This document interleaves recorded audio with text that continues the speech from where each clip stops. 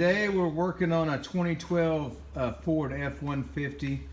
It's got codes in the transmission. It's got a P0720 and a P0722.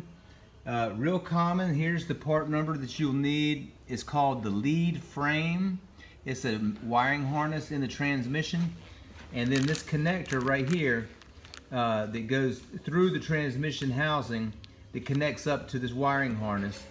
These connectors always leak, so you want to get this connector piece. And here's the part number. Here's the part number on the lead frame.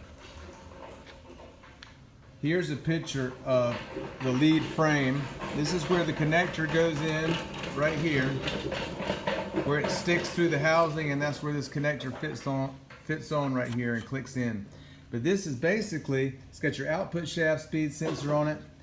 And that's basically the problem. But this is what they call the lead frame, and it's basically a rigid wiring harness.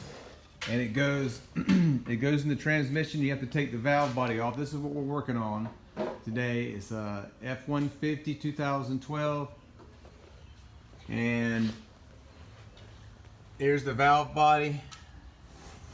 And then here's the lead frame. So you got to drop the valve body right here if you drop the pan. And we're going to put on a new filter and new fluid, of course, but you drop the valve body and you change out this lead frame right here. So real common problem, and that'll fix it.